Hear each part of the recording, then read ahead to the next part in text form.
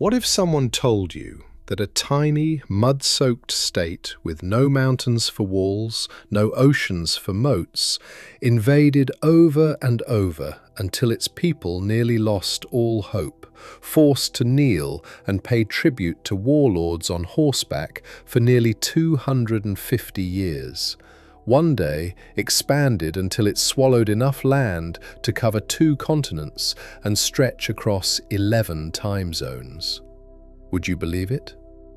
Close your eyes for a moment. Imagine you are floating high above a map of the world, so high that you can see the continents lined up below you.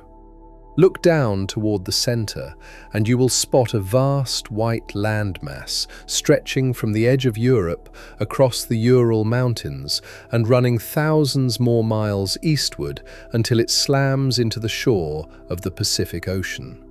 That is Russia, the largest country on Earth, roughly 6.5 million square miles, so enormous you cannot see where it ends. So enormous that when the morning sun rises over its eastern edge, it takes another 11 hours before that same light reaches the western border. A single stretch of territory covering nearly 1/9 of all the land on the planet. But what is even more baffling than the sheer size is how it all started. Because Russia did not begin as a mighty empire. It began as a speck on the map called Muscovy, or the Grand Principality of Moscow. A territory so small it was practically invisible on any medieval European map. Surrounded by enemies on every side, no natural walls to protect it, no deep seas to block invaders, just an endless flat plain stretching in every direction. A plain where enemies could ride in on horseback from any angle, at any time, with absolutely nothing standing in their way. Now picture yourself as a young prince of Moscow, somewhere in the 1400s. You wake up every morning with a knot in your stomach, wondering which direction today's army will come from to burn your city to the ground. To the north, armored knights from the Baltic lands. To the west, Poland and Lithuania growing stronger by the year. To the south, Tatar raiders who never stop pillaging. And most importantly, looming over everything, the dark shadow of the Golden Horde, the legacy of the Mongol Empire, which had been controlling the fate of Russian lands for generations. This was the world Muscovy was born into, a world where safety was never guaranteed. A world where death could arrive with the thunder of hooves from beyond the horizon. And what happened next is something that still makes historians around the world stop and think. Because that tiny territory did not surrender to its fate. It grew. Slowly, piece by piece, it swallowed the lands around it. From a state smaller than many kingdoms in Europe, it became a superpower, controlling more land than the entire continent of North America. Bigger than Antarctica, bigger than all of Europe, bigger than the entire continent of Australia. The question is, why? Why did Russia have to keep expanding without end? What was the hidden force driving this seemingly endless consumption of land? Was it the ambition of its leaders? Or was it a survival instinct buried so deep in their cultural DNA that they could not stop, even if they wanted to? The answer is buried in the sediment of time. It starts with geography. The vast Russian flatland known as the steppe is a grassland that stretches farther than the eye can see. No towering mountain ranges to block invading armies, no narrow straits that warships could seal off, no dense forests thick enough to slow down cavalry charges, just grassland and freezing winds blowing in from the Arctic. As if nature itself had thrown open the doors to invaders from every direction. This kind of terrain shaped the Russian soul into something defined by suspicion, fear, and an obsession with borders. Because for them, an open frontier did not mean freedom. It meant a threat you could not see, but could feel at all times. And the most painful lesson of all arrived in the form of tens of thousands of horses thundering in from the east. In the early 1200s, the Mongol army, under the command of Batu Khan, grandson of Genghis Khan, launched a systematic invasion of Russian lands. The winter of 1237 to 1238 became a winter of catastrophe. Batu's cavalry burned the city of Ryazan to ashes, trampled Moscow, which was still just a small town back then, and crushed Vladimir, the capital of northern Russia. The smell of burning and the sound of weeping drifted across the snowfields in every direction. And finally, in 1240, the Mongol army reached Kiev, the heart of Rus civilization. The destruction spread across the entire land. Cities that once thrived were reduced to cinders. Churches that once gleamed became rubble. People who once lived freely became subjects of foreign warlords. What followed was one of the longest dark ages in Russian history. The rule of the Golden Horde lasted nearly 250 years, from the 1240s all the way to 1480. Every Russian prince had to travel to the city of Sarai, the Golden Horde's capital on the lower Volga River, to bow before the Khan and receive a yarlik, a license to rule. If the Khan was displeased, that prince might never make it home.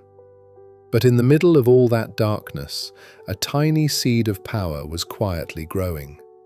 The princes of Moscow learned to survive by being the smartest players in the game.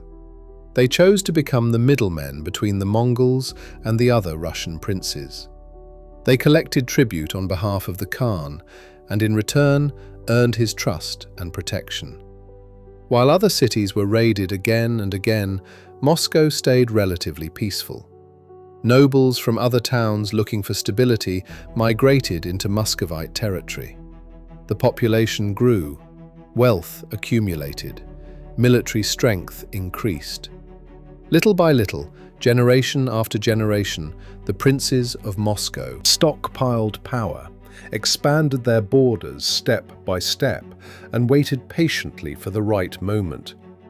And when the storm finally began to weaken, when the Golden Horde started tearing itself apart from within, when the Khans turned on each other instead of holding their empire together, that little tree was ready to spread its branches without limit. In 1478, Ivan III, known as Ivan the Great, annexed the wealthy trading territory of Novgorod into Moscow, massively expanding his realm. And just 2 years later, in 1480, the event known as the Great Stand on the Ugra River took place.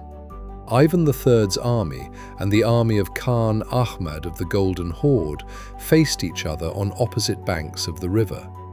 The two sides stared each other down for weeks, until finally the Khan withdrew his forces without a single battle being fought.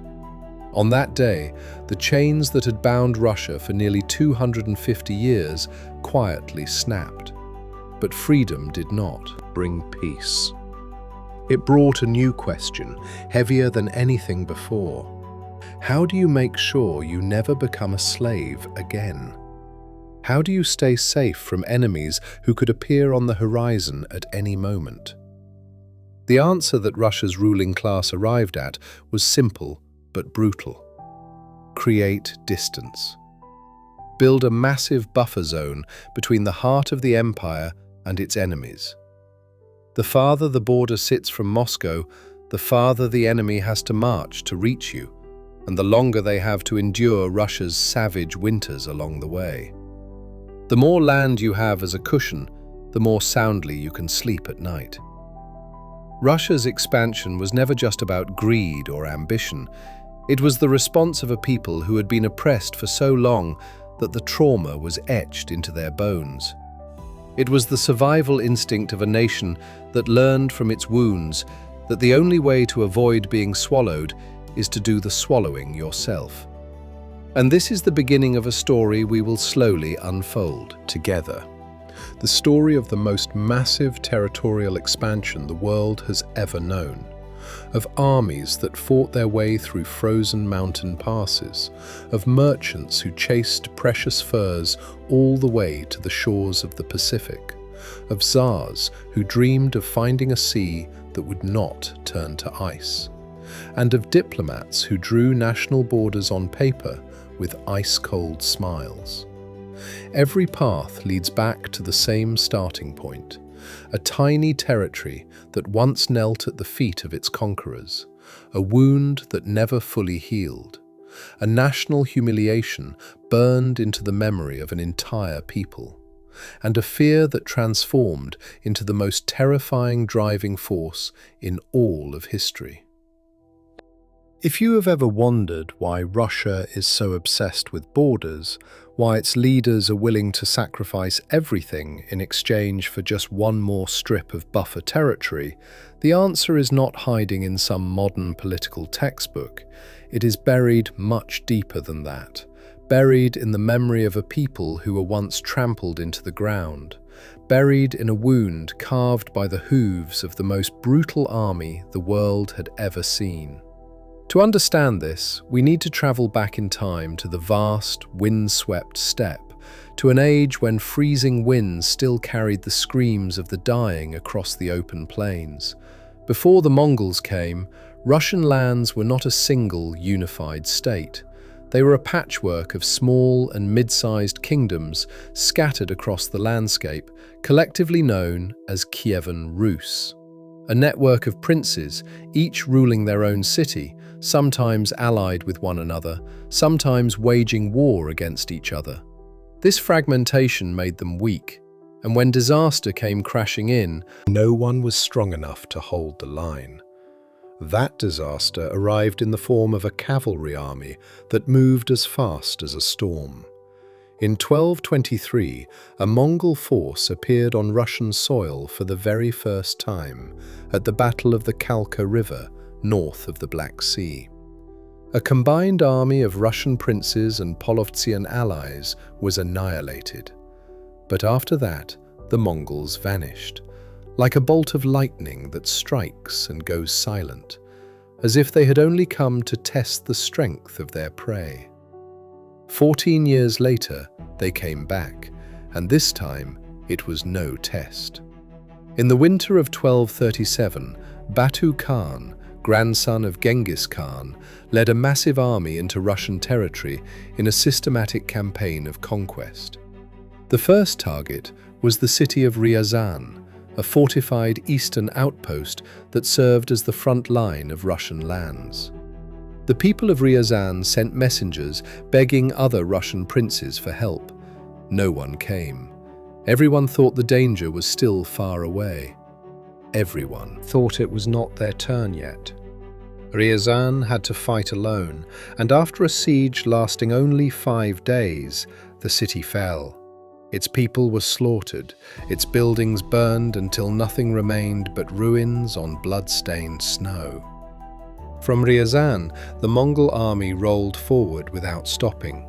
Moscow, still just a small town, was burned to the ground. Vladimir, the capital of northern Russia, was shattered. People who had fled into the great cathedral, hoping for God's protection, were burned alive inside when the flames consumed the building. City after city collapsed like dominoes until in 1240 the Mongol army reached Kiev, the magnificent capital and the very heart of Rus civilization. Kiev held out for a while, but in the end it fell. The city that had once been a center of faith and trade became a ghost town. An Italian traveler who passed through years later recorded that he saw skulls and bones of the dead scattered across the fields. Only a few hundred houses remained, standing in a city that had once rivaled Constantinople itself. After the wave of destruction passed, what remained was silence, and the long shadow of a new power stretching across the entire land. The Golden Horde. That was the name the Russians used for the Western Mongol Khanate established by Batu Khan, with its capital at the city of Sarai on the lower Volga River. At its peak, Sarai reportedly had a population of around 600,000, larger than most European cities of that era. It was a trading hub connecting east and west, a city where merchants from Persia, China, and even Italy came to buy and sell their goods. But for the Russian princes, Sarai was not a trading hub. It was the throne of a judge who held their lives and deaths in the palm of his hand. The Mongol system of rule was terrifyingly clever. They did not station armies in every city. They did not replace Russian princes with Mongol governors. What they did was leave the existing power structure in place, but every prince had to travel to Sarai to receive a yarlik, a license to rule, from the Khan. Any prince who won the Khan's favor got to keep his throne. Any prince who resisted or failed to pay tribute was punished, sometimes with his life. And this is where the most important turning point happened. Because in a system where princes competed to please the Khan, one family played the game better than anyone else, the princes of Moscow. They chose not to resist. They chose to become the Mongols' most reliable collaborators, collecting tribute from other Russian princes on the Khan's behalf, in exchange for special privileges and protection. The strategy had profound consequences. While other cities were periodically raided by the Mongols, Moscow stayed relatively calm. Nobles and commoners from other towns who wanted to escape the chaos migrated to Muscovite territory. The population grew, wealth accumulated, military strength increased. Little by little, step by step, until Moscow became the most powerful principality among all the Russian princes. There was one moment when the flame of hope blazed bright. In 1380, a Russian army led by Prince Dmitry Donskoy of Moscow marched out to face the Mongol forces at the Battle of Kulikovo on the grasslands along the Don River. Victory went to the Russians. It was the first time in nearly 150 years that a Russian army had decisively defeated the Mongols in a major battle. Joy spread across the land. Church bells rang from every city. People felt that freedom was finally within reach. But that hope turned out to be heartbreakingly short-lived. Just 2 years later, in 1382, Toktamish, the new Khan of the Golden Horde, marched an army to exact revenge. Moscow was stormed and burned once again. Mongol rule returned with a vengeance, as if to hammer home the lesson of who truly held the power. But the Golden Horde itself was not built to last forever. In 1395, Timur, known in the West as Tamerlane, the great conqueror from Central Asia, invaded and destroyed the city of Sarai, hauling away its skilled craftsmen to his own capital. This attack permanently stripped the Golden Horde of its technological edge over Russia. After that, the Western Mongol Empire slowly fractured into smaller khanates: Kazan, Astrakhan, Crimea, and others, each one weaker than the last. Meanwhile, Moscow only grew stronger. Ivan III, who took the throne in 1462, annexed the territory of Novgorod in 1478 and the city of Tver in 1485. He stopped paying tribute to the Khan as early as 1476, and when Khan Ahmad marched an army to force compliance in 1480, the event known as the Great Stand on the Ugra River unfolded. The two armies faced each other across the river. Neither side dared to cross, until finally the Khan withdrew his forces into the bitter winter. The last chain snapped. Ivan III gave himself a new title, Tsar of all Russia. The word Tsar came from Caesar of Rome. It was a declaration that Russia was no longer anyone's vassal, but the heir to a great empire. But even though the chains were broken, the wound never healed. Nearly 250 years under Mongol rule left a scar etched deep into the soul of the Russian nation. It taught them that open plains are dangerous, that unprotected borders are an open invitation for enemies, and that the only way to truly be safe is to push your enemies as far away from the heart of the empire as humanly possible. This idea was not just a theory, it became an instinct, a way of thinking passed down from generation to generation. From Ivan III to his grandson, whom the world would remember as Ivan the Terrible. From Ivan the Terrible to the Tsars who followed. Every single one absorbed the same lesson: get bigger or get swallowed.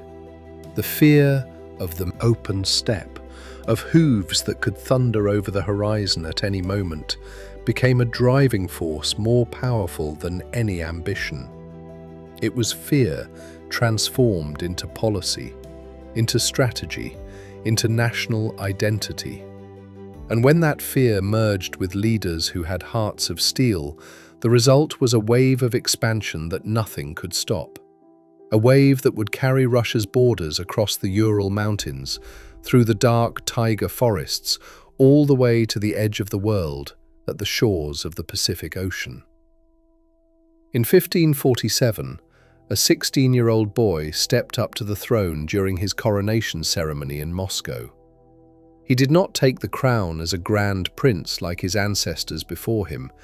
Instead, he gave himself a title no Russian ruler had ever used: Tsar of all Russia. That boy was Ivan IV Vasilievich, the man the world would come to know as Ivan the Terrible. But before he became the Terrible, he was an orphan who had been abandoned. Ivan lost his father at the age of just 3. He was raised in the middle of vicious power struggles among the boyar nobles who fought each other with ruthless brutality. As a child, he witnessed betrayals and assassinations until they became routine. These experiences molded him into a man who trusted no one and was ready to use violence as a tool of governance. But however twisted his mind may have been, one thing is undeniable. Ivan IV was the leader who changed the face of Russia forever. In the early years of his reign, Ivan reformed Russia on a sweeping scale. He overhauled the legal code, established the Zemsky Sobor, the first form of advisory assembly in Russian history, and most importantly, he created the country's first permanent standing army, the Streltsy. Musketeers trained in a systematic, professional manner, fundamentally different from the old feudal levies that depended on nobles to raise troops. But Ivan's greatest achievement was on the battlefield. To the southeast of Moscow, along the banks of the Volga River, lay a territory that had been a thorn in Russia's side for generations. The Khanate of Kazan, a successor state of the Golden Horde that was still going strong. Tatar armies from Kazan raided the Russian borderlands constantly, dragging people off to be sold as slaves in the markets of Persia and Turkey. Russians living along the frontier spent their lives in terror, never knowing which day they would be taken. Ivan decided to end this problem once and for all. In 1552, a massive Russian army of roughly 150,000 men marched south toward the city of Kazan, equipped with heavy artillery and military engineers. From the 22nd of August, the army set up camp and laid siege to the city. The walls were thick, the defenders fought with fierce determination. But the engineers dug tunnels beneath the walls, packed them with explosives, and detonated them. The walls collapsed. The city's water supply was destroyed. After a siege lasting nearly 6 weeks, on the 2nd of October, the Russian army stormed the city. Street fighting was so savage that blood stained the river. The Tatar defenders were slaughtered. Kazan fell into Ivan's hands. The victory sent shockwaves across the entire region. Ivan ordered the construction of St. Basil's Cathedral in Moscow to celebrate. That cathedral, with its colourful, flame-like domes, became the enduring symbol of Russia's triumph over its old nemesis. 4 years later, in 1556, Ivan conquered the Khanate of Astrakhan at the mouth of the Volga as well. The result was that Russia now controlled the entire Volga River, from its headwaters all the way down to the Caspian Sea. Trade routes connecting Persia and Central Asia were flung wide open. And more importantly, the great gateway to the east, to the mysterious land called Siberia, was now unlocked. But the Tsar's royal army, slow-moving with its long supply trains, could not punch through the vast expanse of the taiga. Ancient pine forests stretching farther than imagination, rivers snaking through frozen valleys, cold so extreme it could kill a man in hours. These were not enemies that a conventional army could defeat. Ivan needed a different kind of fighter, men who did not fear death, men who were at home in the wild and knew how to survive in a land where nature itself was the deadliest enemy. Those men existed. They were the Cossacks. The Cossacks were not a tribe or an ethnic group. They were a collection of people who had fled from society, serfs who had escaped their masters, criminals hiding along the frontier, adventurers hungry for freedom. The word Cossack comes from a Tatar term meaning independent fighter. They made their living by hunting, fishing, and more often than not, raiding merchant ships along the rivers. The line between bandit and soldier among the Cossacks was so blurry it was practically invisible. And among all the Cossacks, one man stood taller than the rest: Yermak Timofeyevich, a former salt hauler turned river pirate who later became a mercenary fighter in the Livonian War. He had been through enough hardship to be unfazed by anything, and he knew how to survive in both the chaos of battle and the depths of the wilderness. Yermak's turning point came when the Stroganov family, wealthy merchants who controlled vast territories along the Ural Mountains, hired him to protect their lands from Tatar raids coming from the Khanate of Siberia. The Stroganovs supplied weapons, provisions, and boats, but Yermak had a plan far bigger than being a hired guard. In September of the early 1580s, Yermak led a force of roughly 800 men out from the Stroganov lands, heading east across the Ural Mountains into Siberia. His force was made up of Cossacks, prisoners of war from the Livonian front, and unaffiliated adventurers. They sailed up the Kama River, through the Chusovaya River, and then carried their boats and supplies over the mountains on their own backs, because they did not have a single horse. Picture that for a moment. Several hundred men hauling heavy wooden boats on their shoulders, climbing over snow-covered mountain passes, freezing wind cutting to the bone, and still they did not stop. After about 2 months crossing the Urals, Yermak's force emerged on the other side.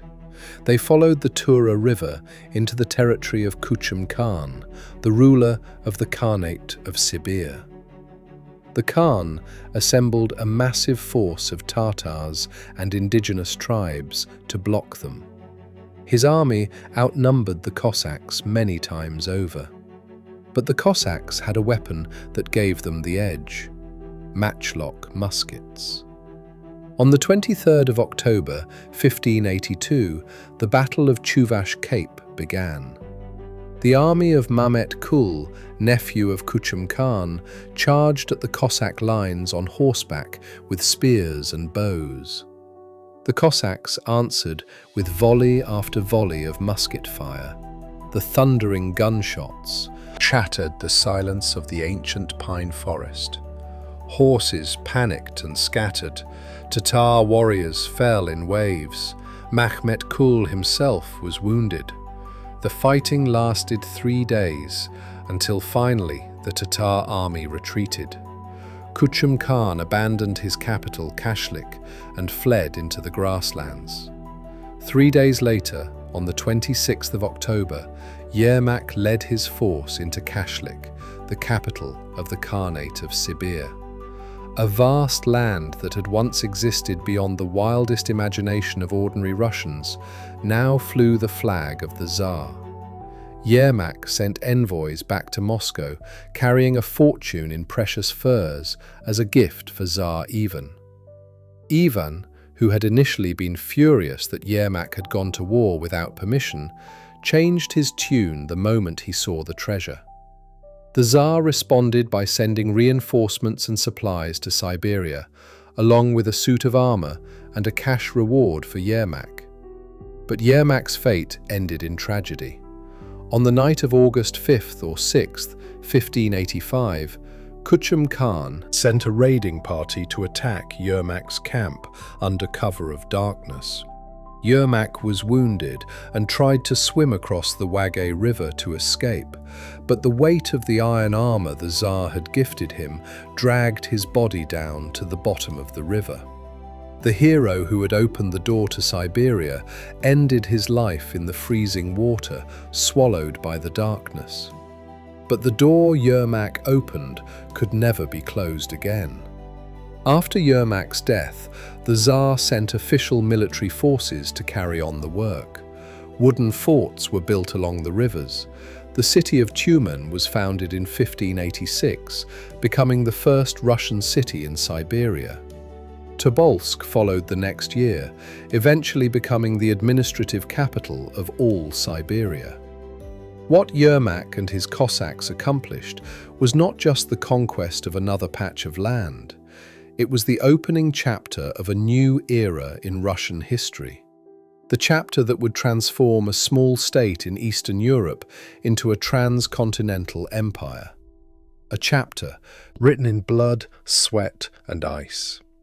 The iron fist of Ivan the Terrible smashed the last remnants of the Mongol Empire. The Cossack blade cut a path into a land without end. And what waited behind those dark pine forests was not just empty territory. It was an immense treasure that would ignite a human tidal wave, sending people flooding across the Ural Mountains without stopping. A treasure they called soft gold. In the 1500s, a single prime sable pelt was worth 10 times what a peasant family earned in an entire year. A black fox pelt was worth 10 times more than that. Think about it. A tiny animal running through the frozen pine forests of Siberia had a skin on its back worth more than everything a farmer could earn in a lifetime. This is not an exaggeration. This is the reality that ignited one of the largest human migrations in history. After Yermak's Cossacks kicked open the door across the Ural Mountains into Siberia, what pulled people flooding in after them was not patriotism, not orders from the Tsar, not dreams of building an empire. It was fur, or, as the Russians called it, soft gold, sable, fox, mink, ermine. These were the luxury goods that royal courts across Europe craved like an addiction. Kings and nobles wore fur-lined robes as symbols of power and wealth. The rarer and more expensive the fur, the higher the status it conveyed. And the finest fur in the world came from one place only, the freezing taiga forests of Siberia. In those days, Russia had no gold mines or silver mines to generate wealth for the state. Fur became the substitute currency. Government officials sometimes received their salaries in fur instead of money. When the Tsar's envoys traveled to negotiate with rulers in the southern steppes, they brought furs as gifts. 40 sable pelts, 1 marten coat, and several other fur garments. That was the standard diplomatic gift package from the Tsar to foreign leaders. It was this economic incentive that drove the expansion into Siberia at a speed that is frankly astonishing. But Russia did not march overland to conquer Siberia. They used a smarter method. They sailed. Siberia is laced with enormous rivers flowing from south to north toward the Arctic Ocean. The Ob, the Yenisei, the Lena, the Amur, each one stretching thousands of miles, with tributaries branching off like tree roots underground. These rivers were the arteries of Siberia, and the Russians used them as their highways. They sailed down one river, portaged their boats over the watershed, then sailed down the next one, over and over, punching deeper into the interior with every stretch. And at every point where they stopped to rest, they built a wooden fort. These forts were called ostrogs, log structures surrounded by sharpened palisade walls, positioned at strategic points along the rivers. An ostrog was not just a military outpost, it was a trading station, a tax collection center, and the seed of a future town. For each ostrog, the Tsar's officials would venture out to collect the yasak, a fur tax levied on the indigenous peoples. Every native man between the ages of 15 and 50 was required to deliver a set number of sable pelts to the Russian government each year. Anyone who refused was forced to comply. Sometimes officials seized tribal chiefs or members of their families and held them hostage until the required furs were handed over. The system was brutal, but it worked. A wave of people poured into Siberia without stopping, not just soldiers and government officials, but merchants who set up trading posts, independent fur hunters called promyshleniki, who ventured deep into the wilderness to trap sable on their own, convicts exiled to this far-flung land, peasants fleeing serfdom in search of freedom, and clergymen who followed to spread the faith. Everyone had their own reasons, but everyone was drawn by the same thing, the chance to start a new life in a land so vast that no one would ever come looking for you. And the speed of this expansion was nothing short of miraculous. The fort of Tyumen, the first Russian city in Siberia, was founded in 1586. Just 1 year later came Tobolsk, which would become Siberia's capital. Then Tomsk in 1604, Yeniseisk in 1619, Krasnoyarsk in 1628, Yakutsk in 1632. Each city was built at the junction of rivers, serving as a launch pad for the next push eastward. Fort after fort, town after town. Russia's path pierced through the taiga like a needle stitching fabric. And in 1639, just 57 years after Yermak crossed the Urals, a Russian explorer named Ivan Moskvitin reached the shore of the Sea of Okhotsk on the edge of the Pacific Ocean. He stood there, breathing in the salt air from the sea, staring out at the dark water stretching to the horizon. Stop and think about that for a moment. In less than 60 years, the Russians traveled from the Ural Mountains all the way to the Pacific Ocean, thousands of miles through dense forest, frozen tundra, and rivers as wide as the sea. All of it driven by the power of a tiny, furry animal running through the woods. Life as a fur hunter in Siberia was nothing like the adventure novels might paint it. It was a life filled with hardship and danger. The hunting season started with the first snowfall in October or November and lasted until early spring. The average hunting expedition took 2 to 3 years, sometimes longer. Hunters faced temperatures so cold that spit would freeze before hitting the ground. They fought off bears and wolves, they risked diseases with no medicine to treat them, and they had to watch out for indigenous tribes who were hostile to the intruders. But the reward waiting at the end made it impossible to say no. In 1623, a few good fox pelts could buy 50 acres of land, a log cabin, 5 horses, 10 head of cattle, 20 sheep, and still leave money in your pocket. For a peasant who had worked his entire life with nothing to show for it, an opportunity like this was a dream come true. The economic impact on Russia was enormous. By the mid-1600s, fur from Siberia generated more than 10% of all government revenue. Private merchants were selling hundreds of thousands of rubles worth of Siberian fur every year. That money was used to buy goods from Western Europe that Russia could not produce on its own: lead, tin, firearms, textiles, and precious metals. Fur was also shipped to the Ottoman Empire in exchange for silk, spices, and dried fruit, as well as to Chinese markets that paid top prices for ermine and wolverine pelts. Fur was the lifeblood feeding the growing body of the Russian Empire. But this wealth came at a cost. As both government and private hunters stripped sable from forest after forest, the sable population plummeted. By the late 1600s, sable in many areas had been hunted to near extinction. Hunters had to keep pushing eastward, always chasing the next untouched hunting ground. This cycle of depletion became yet another force driving the expansion forward without end. When the fur ran out in one place, they had to break into new territory farther away. Around and around, a cycle that pushed Russia's borders outward year after year. The indigenous peoples of Siberia bore the heaviest burden of all. They were forced to hunt beyond their capacity to pay the yasak. Traditional ways of life that had once existed in balance with nature were destroyed. Some tribes resisted and were violently suppressed. Others submitted and gradually lost their identity. Siberia was conquered not by a massive army, but by a relentless wave of hunters, merchants, and adventurers. A wave driven by greed, hope, and desperation all at once. Wooden forts became villages, villages became towns, towns became nodes in a network stretching across an entire continent.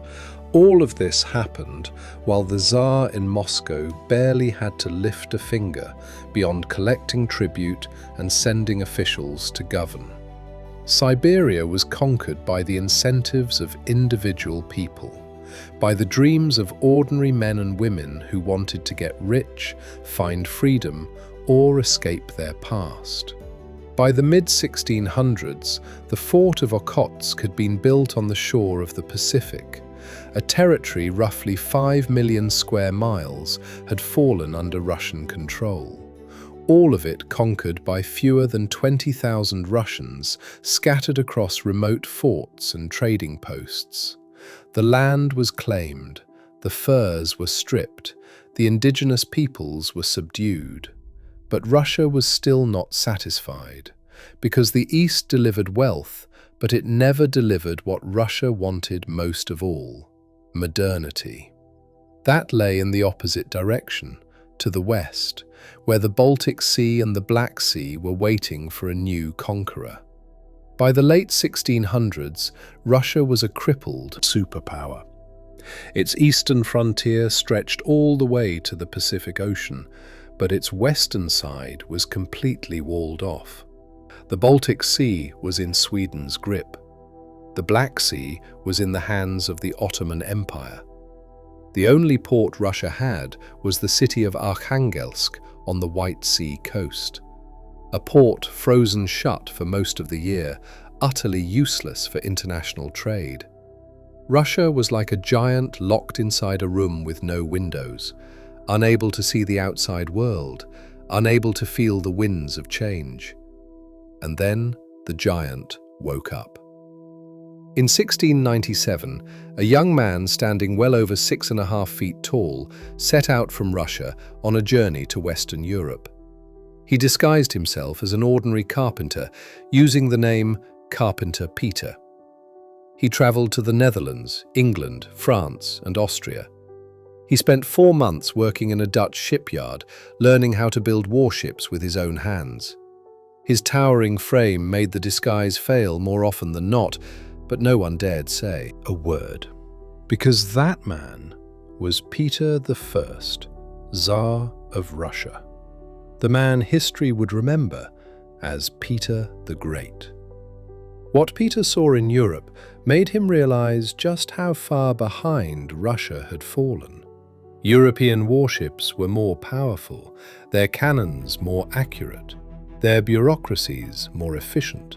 And, most critically, every prosperous nation in Europe had something Russia lacked: a port that stayed open all year round.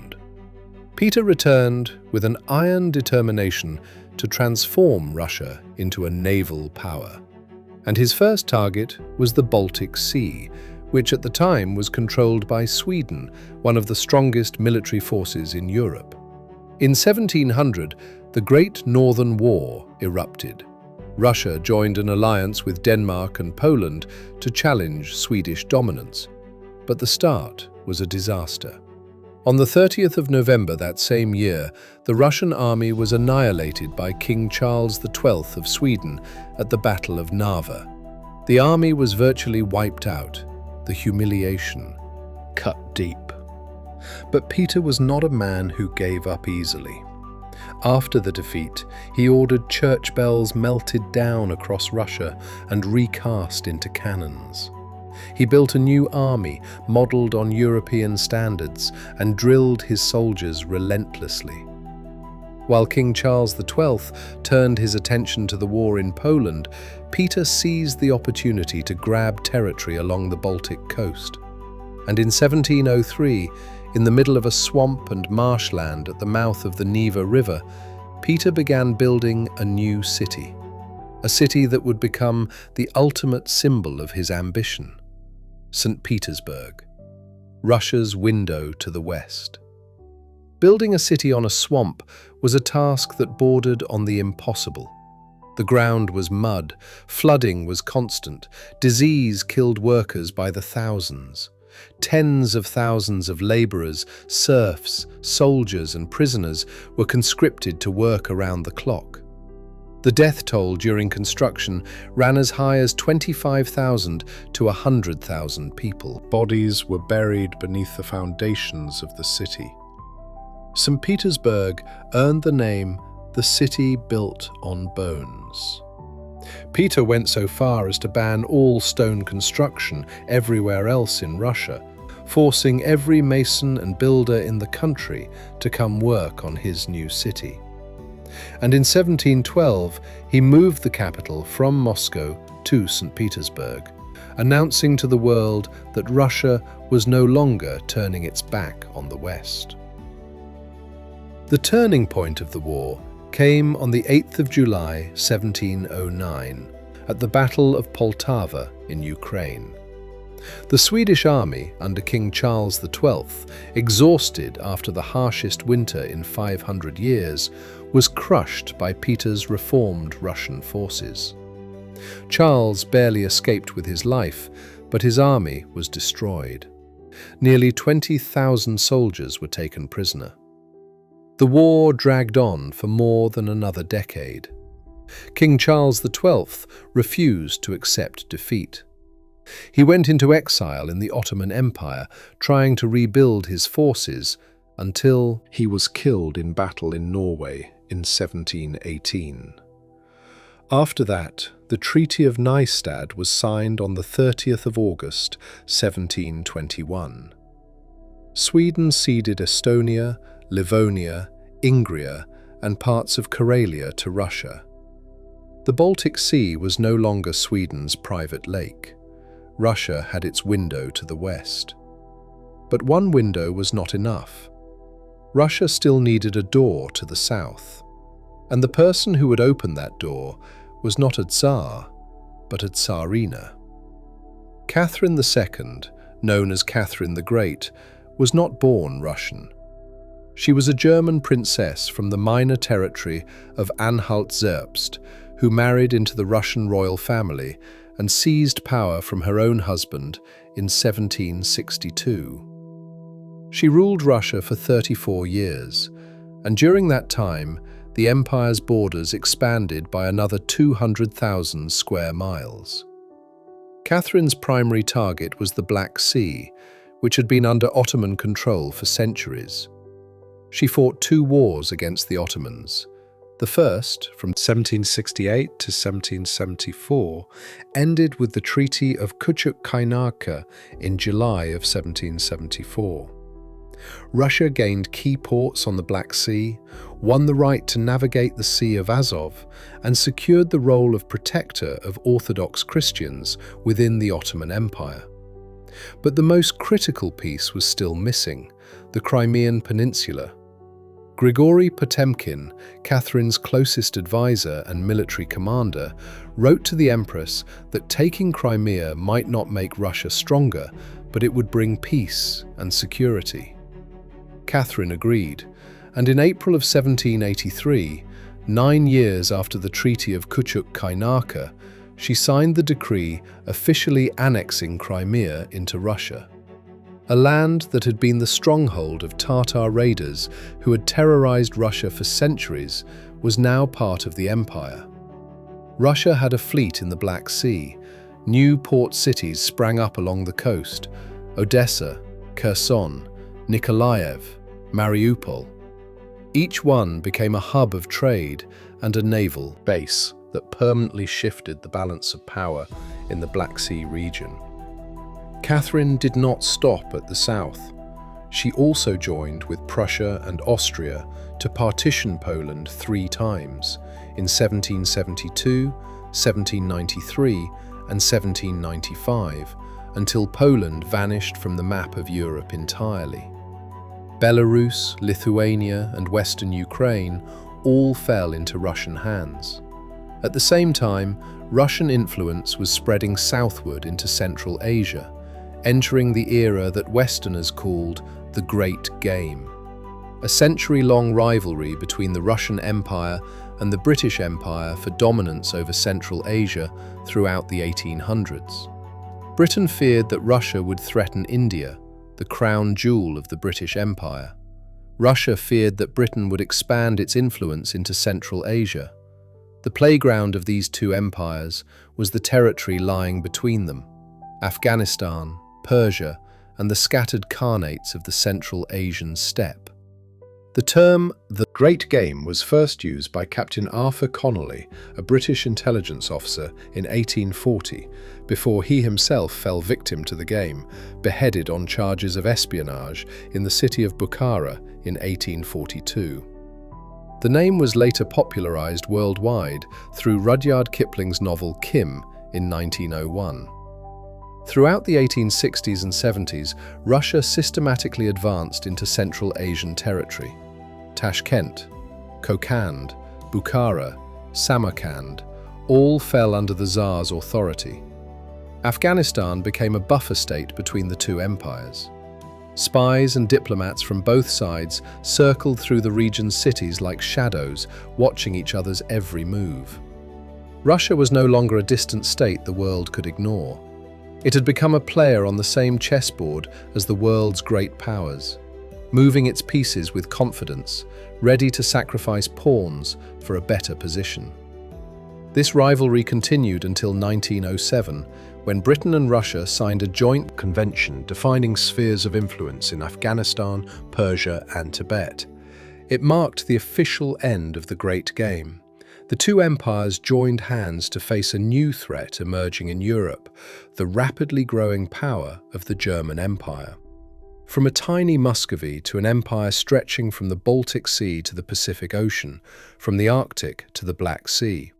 Peter's window to the west, Catherine's door to the Black Sea, and the chessboard of Central Asia, all of them were pieces of the same puzzle.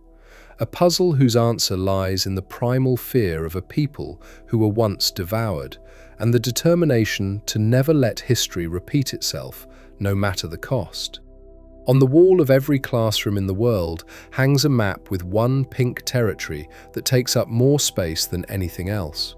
It stretches from the shore of the Baltic Sea in the west, across an endless plain, over the Ural Mountains, through ancient taiga forests, past Lake Baikal, the deepest lake on Earth, all the way to the edge of the continent at the Pacific shore, 6.5 million square miles, 11 time zones, 2 continents, nearly 1/9 of all the land on the planet, bigger than all of Europe, bigger than all of Australia.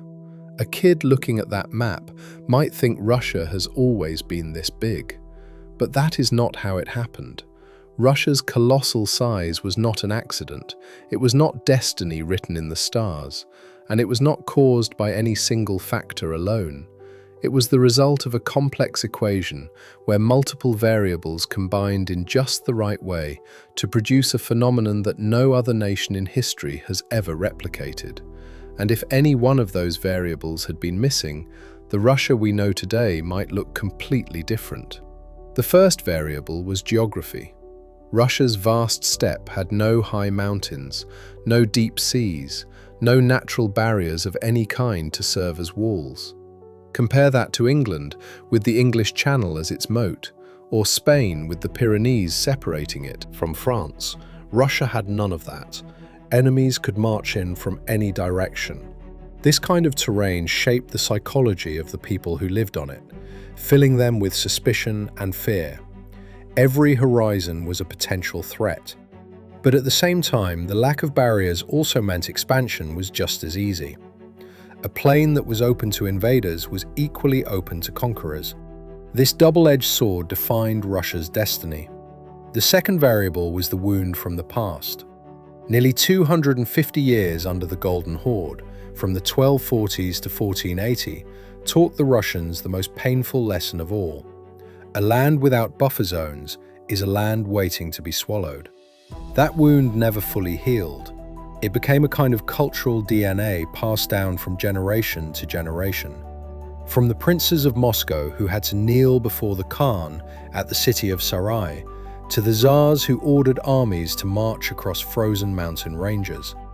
The memory of Ryazan burned to ashes, of Kiev turned into a ghost town, of princes murdered because the Khan was displeased.